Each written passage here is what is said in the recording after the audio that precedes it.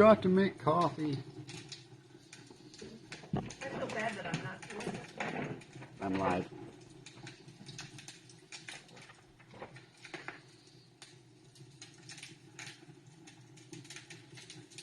And it says comments will appear here. We'll see. Can you toss me your phone while I'll do what I need to do while I'm waiting for people to find me. Thank you.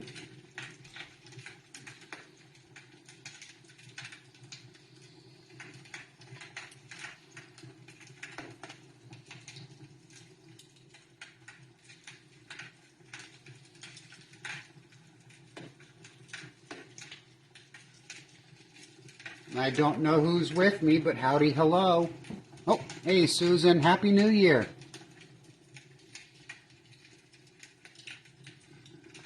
Did you stay up until midnight? Bet you it wouldn't surprise you any if you heard that Gussie and I stayed up past midnight. Give me a minute here to get things shared and whatnot.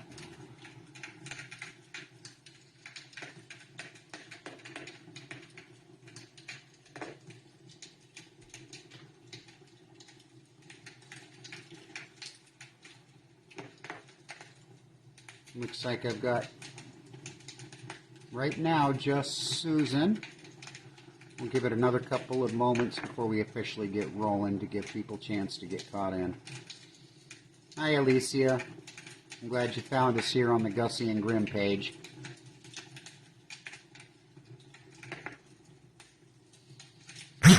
There we go.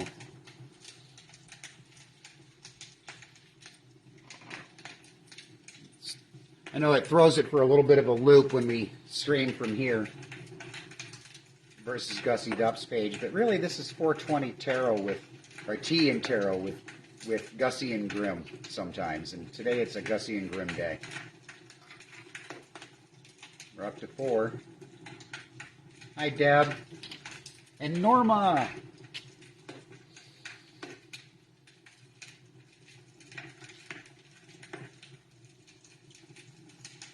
We'll give it just a few more moments. If you can, tag people in that you know typically would be joining us at 420 Tarot.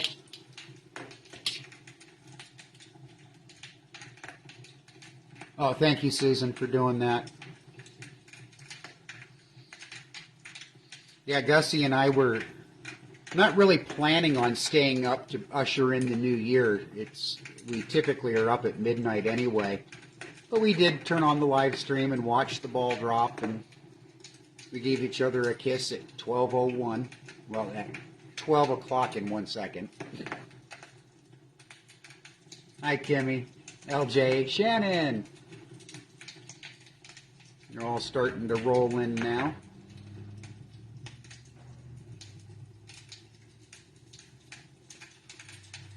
You're stuck with me today. Gussie's busy at working on the newsletter and on the root and read stuff that's going out today. But she's here. She's sitting in the background, plugging away at the computer. Hi, everybody.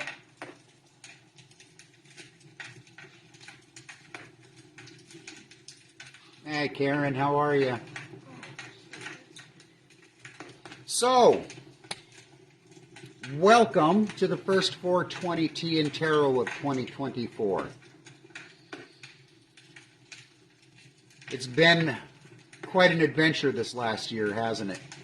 Everything that's has been going on in the news and going on in your personal lives and your communities, with your interpersonal relationships. It seems like this last 365 days has been very topsy-turvy roller coaster of a ride, but we made it. We pushed through, and now we're into the new year. And a new year does not just mean that the calendar is switched and it's no longer 2023 into 2024. There's more to it than that. It's a transition. It's a threshold. At 12 o'clock midnight on December 1st, 2023, we stepped over a threshold and into the new year, the new potential, hopefully the new you.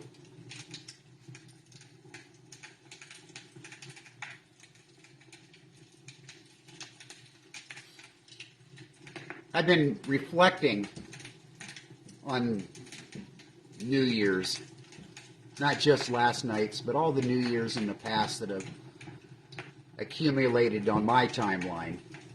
I think I'm at 53 of them now. 53 New Year's, 53 new chances to step over the threshold. I find it a bit lamentable in some regards that I waited until my 40th years to realize what that transition truly meant. But I can't condemn myself for the ignorance of youth and exuberance. As we stepped over the threshold from last year to this year, what did you leave behind? What did you tell yourself that you didn't want to drag into the new year? What energy is not going to serve you as you step forward? What did you ask to be left behind on the other side of the threshold? What did you ask to be left in your past? And then what did you ask to bring over the threshold with you? What traits and magics have gone on in your life that you want to carry with you into the next year? Those things are easier to carry into the next year if we are willing to leave behind those energies that no longer serve our best step.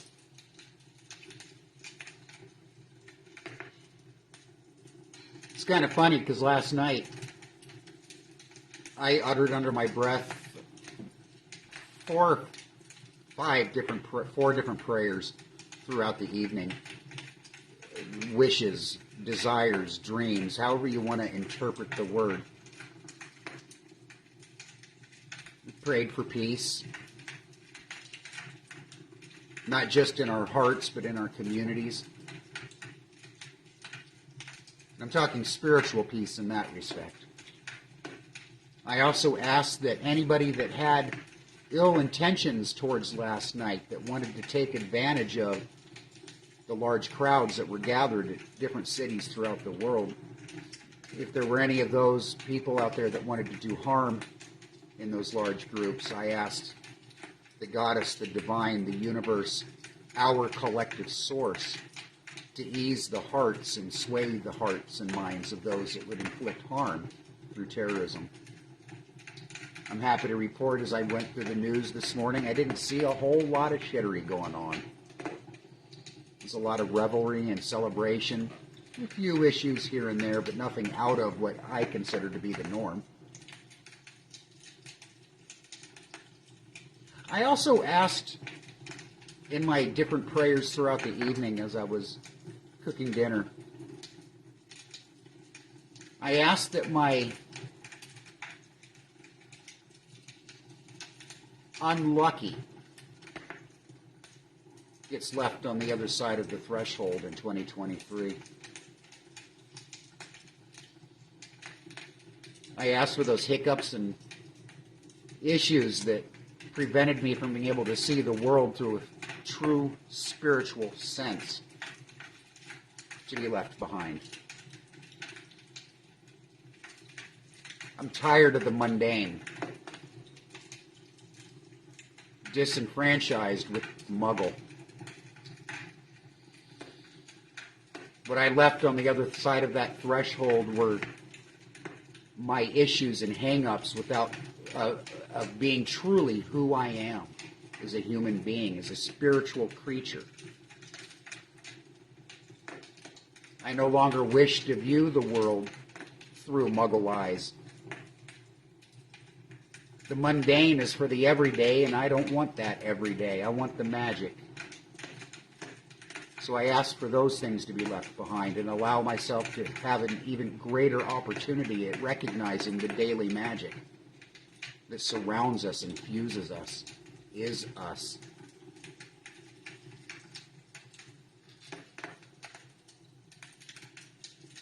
I asked to carry what good luck I have had throughout the years forward into 2024. those energies that propel me spiritually and emotionally into a positive direction. There were many of those over the last year. And the energy of those I asked to carry over that threshold into the new energy of 2024. I didn't make any resolutions. Resolutions are important to a degree, but in my 54 years, I have learned that resolutions is another way of saying let myself down, and that is not for any other reason as I misunderstood the definition of resolution. I thought a resolution was a desire to change something or to bring something about. Last night I realized that, not just last night, but over the last few weeks, as Gussie and I have been talking about the coming year,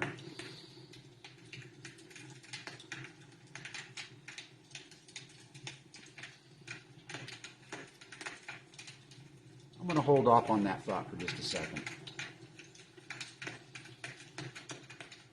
Because I want to show also that there are little things in our lives that can validate our desires. There's little things, little pieces and bits of magic that happen throughout the day that can, that if you look at it and you really observe it, you can see that that is nothing more than an acknowledgement of the magic that is you, that is life. This morning I woke up sure of the prayers that I had sent out last night, the ultimate in confidence that the words that I uttered to the universe, to the divine, to the collective source that is us all, I had no doubt that my words were felt. And that's when I realized that my resolutions energetically had been thought of wrong on my part. These resolutions aren't just a desire that you want to see manifested in your future. It's a commitment. It's a sacred contract. As you step over that threshold, leaving the old behind and welcoming in the new, and you utter those words, feel them.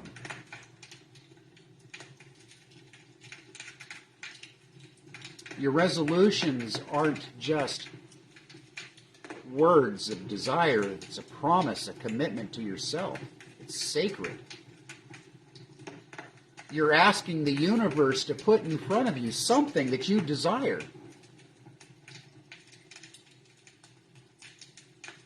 But in order for those things to manifest, we have to put those efforts, those steps into place ourselves, do the magic ourselves by using the magic of the universe. So when I woke up this morning and I realized that I hadn't truly made a resolution, I just made some prayers, some desires, some wishes known. I had to have a conversation with myself in the shower, and so no, I need to make a resolution. I need to make a commitment to myself. Not a commitment to my community, not a commitment to my family, not a commitment to my pets. A commitment to me. For me.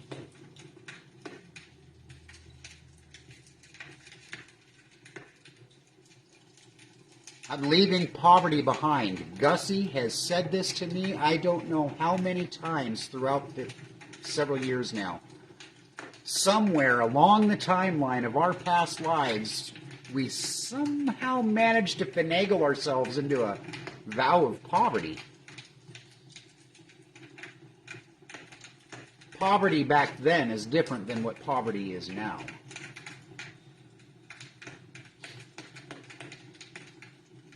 So I stood in the shower, the hot steam washing over me, and when I shower, I don't use cold water, I'm straight hot. I steam the room up, I steam the shower up, I breathe in the the magic of water. I don't allow it to just cleanse my outsides. I also take it in. And as I was doing that this morning, as I was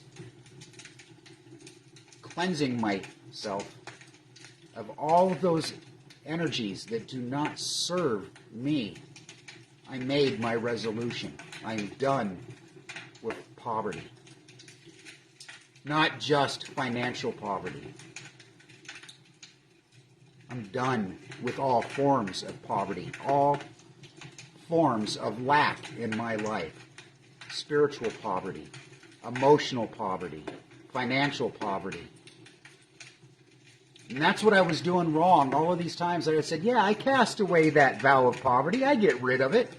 I don't need it anymore. But what I wasn't understanding is it wasn't just my wallet. It wasn't just my bank account that I needed to talk about. Poverty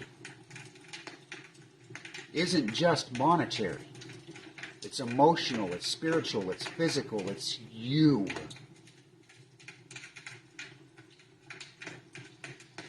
So in the shower, I washed away that vow of poverty. The poverty of my bank account washed down the drain. The poverty of my spirituality washed down the drain. Those areas in my life where my health is at risk for whatever reasons, the poverty of my own physical being washed down the drain. My emotional poverty is gone. And I believed it when I said it. I didn't just, well, maybe it would be nice. No, I said it. I uttered the words. I closed my eyes. I promised myself that these words, this commitment, this resolution is mine alone to carry, and it is mine alone to succeed or fail with. I got out of the shower and dried up and put my clothes on for the day and milled about the kitchen, making some breakfast and thinking and commiserating on the poverties that I need to release. Because it wasn't just a matter of standing in the shower and washing it away. It was also focusing on it and keeping my intention on what is that resolution. What do I truly, truly, truly wish to purge myself of? Made some breakfast for the family. Had a cup of coffee. Proceeded to do some chores. All the while still thinking about this poverty thing. And as I was doing it, I was getting agitated. Because as I was thinking about those things that I want to cast away, I was thinking about those things. And they were giving me stress. When you make your resolutions, we must do it from an unshadowed point of being in that moment. It's not too late, though it is past midnight. We're now well into the first day of the new year. It's not too late to commit to yourself. How resolute are you going to be in your commitment to you?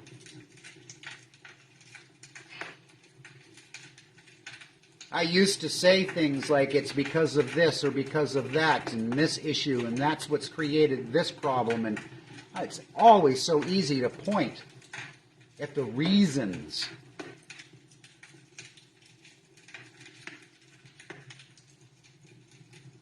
But ultimately, it's up to me to respond to those stimuli. It's up to me to look at those reasons and go, do I really, really lack the intestinal fortitude, the strength, the internal commitment to push that roadblock aside?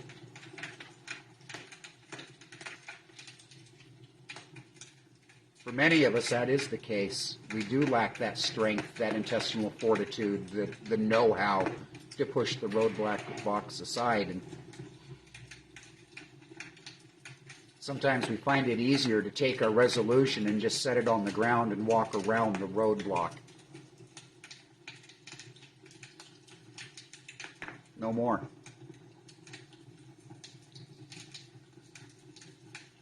Gussie and I love ourselves too much to allow ourselves to walk a path that is anything less than spiritual.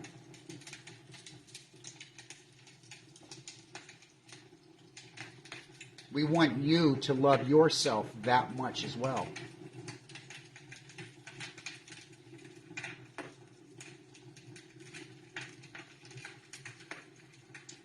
So I found myself getting agitated and pensive and a little snarly as I was thinking about this vow of poverty that Gussie has been drilling into my head for the last 2, 3, 4 years now.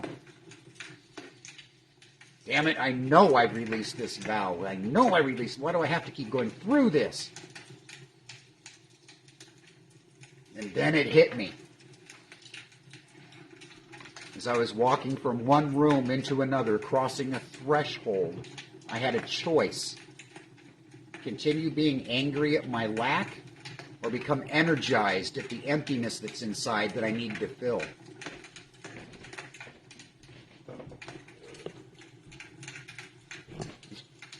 Callie's getting worked up here, bumping the table.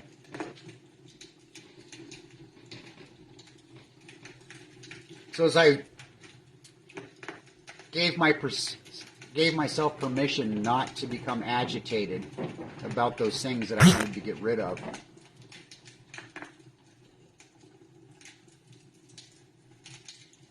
I just simply said to myself, I'm done. No more.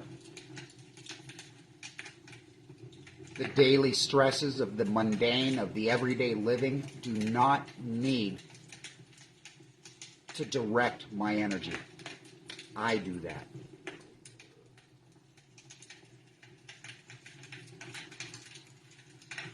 Found myself having to go to the store. Just a little corner store down the road here, less than a block away. I walk down there once or twice a day. Sometimes more, sometimes less. Pick up coffee, creamer, little incidental things. Little corner store. Found myself in need of a trip to the store, so I put my slippers on and put my coat on, and I'm thinking about this vow of poverty, and I'm thinking I'm good with it. I understand now that it's not just about the money. It's not just poverty. It's bereft-ness. It's emptiness. It's a void. And voids can be filled. And we can choose what we fill that void with.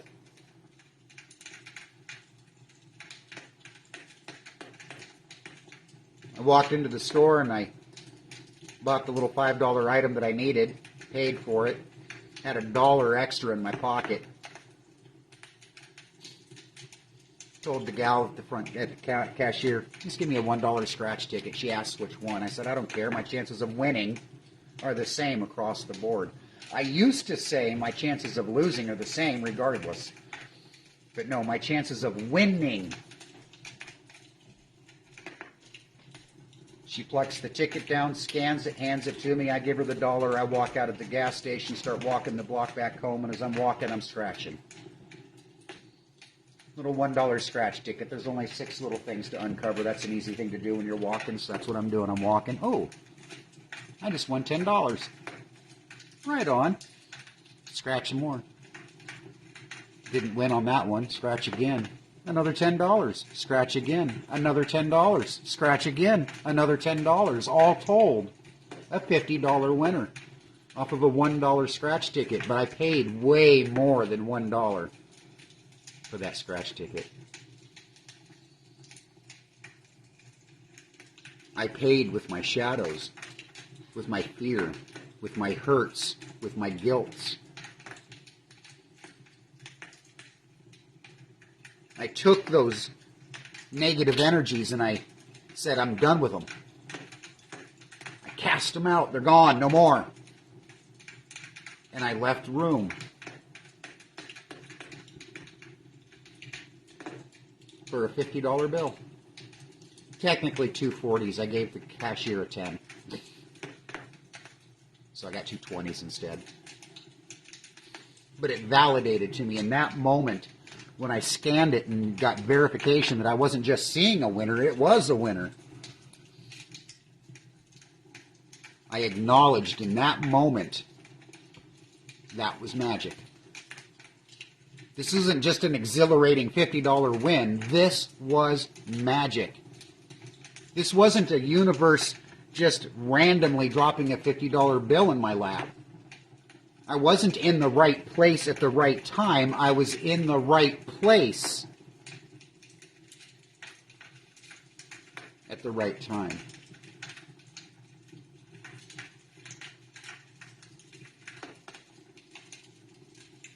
It's a new year. We stepped through the threshold and into 2024, and now we're all standing around looking, what's it going to bring us? What's it going to bring us? What's 2024 going to have in store for us? I don't have to ask that question today. I know what 2024 has in store for me.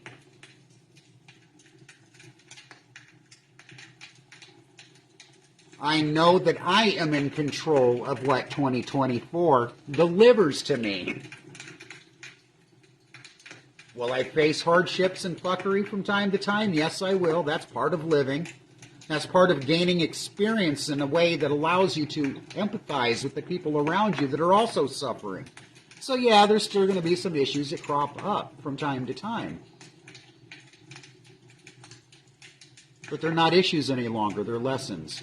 And if I can look past the issue and into the lesson and learn from it, that's better than any $50 bill.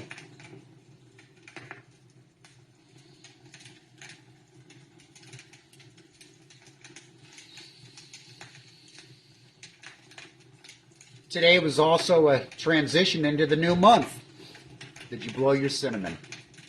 An extra special cinnamon day today. And you blow that across the threshold. It isn't just symbolizing the entering of a new month. It is entering a new paradigm, a new way of thinking, a new way of relating with yourself.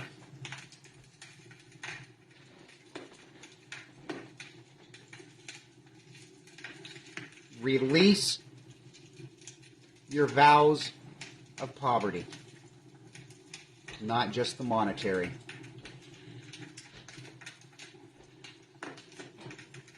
When you release things, you make room for new, and you're in control of the new.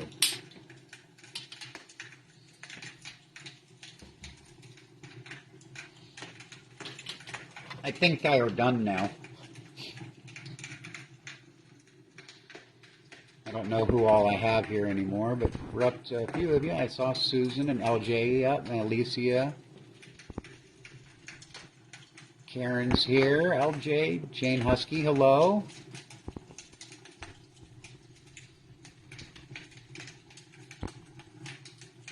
Deb Kirkland says, hi, Gussie.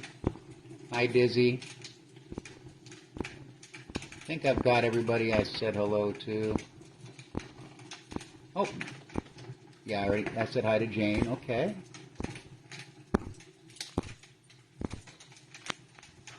Good evening from Indiana. Good evening from Michigan, Mary. What do you have in store for 24? That's actually kind of a good line right there. Thanks, Brandon. I'm going to make that into a bumper sticker.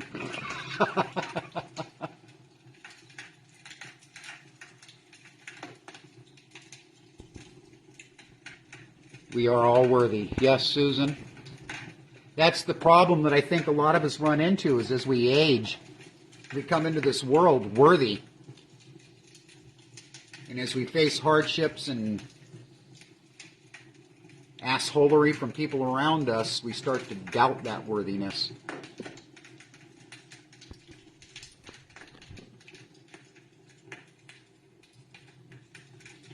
I don't doubt it anymore.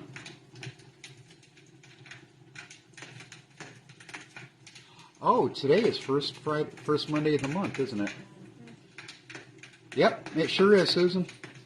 Thanks for the reminder. We just got a lot going on. We got a lot going on, but yeah, we will be doing our 7 o'clock live stream tonight. First Monday of the month, we'll be introducing in the new topic for the upcoming month in regards to the e-zine. For those of you that don't know, our e-zine Every month we put it out, and it covers a different alchemy, a different topic. All the articles are themed around a particular theme. We've done everything from the alchemy of, oh boy, the harvest, and the alchemy of love. And in these articles that have been written by Purple Door witches from all over the country, sitting in a file on that computer right now, all the past articles, it is just a treasure trove of knowledge, ranging a spectrum from a... These aren't articles written by witches out there trying to make a name for themselves as the most knowing witches in the world. These are articles written by the average, everyday Purple Door witch that just wants to relate their experiences to the rest of the Purple Door community. There is so much knowledge in that monthly publication that, taken in and of itself, and just one issue at a time, it's good, it's great, it's wonderful, and you get some stuff out of it. But you take the entire compendium, you'll learn some stuff. $4.20 a month for the e-zine. And tonight we'll discuss what next month's issue is going to be all about. Yeah, thank you, Susan. I was just getting ready to say that. And as Susan just posted, to subscribe to the e-zine, just go to our website. You can also book a reading with Gussie or I. We also have a few other things up there. We can do astrology charts for you through Copper Marie. You can book that through there as well. And if you're in the local area and you're feeling a little bit unsure of what you can possibly get your significant other for a Valentine's present, we're also offering up boudoir shoots here at the old church. 2 days, 3 sessions each for you to book into if you want to go that route. At first, when Gussie was saying we need to do boudoir in the church, I was like, what? Come on. That seems kind of... After meeting the photographer and getting to learn her magic and her way of viewing the world through her lens, boudoir at the old church, it's just a fit. She'll treat you good. Tonight at 9 p.m., your time, please take an advantage of the pause for peace. Sit down for just a moment, 1 minute, 2 minutes, 10 minutes, whatever you can afford yourself, and just focus on your own inner peace. Breathe in that crystalline, healing, energetic, light wave energy that is available to us all. Let it course through your body. Find those places that are hurting, the maladies, the illnesses, and push that light through them, past them, dragging those dead, diseased, dying cells out of your body and back into the universe where they can be recycled, refreshed, and renewed, and ready for use with fresh intentions in mind. 9 p.m., your time. It just takes a moment. When we first started doing the Pause for Peace, it was peace for the world and all of that, and that's great. We need it. It's important. But peace in the world is not going to come around until we ourselves as individuals are carrying peace within ourselves.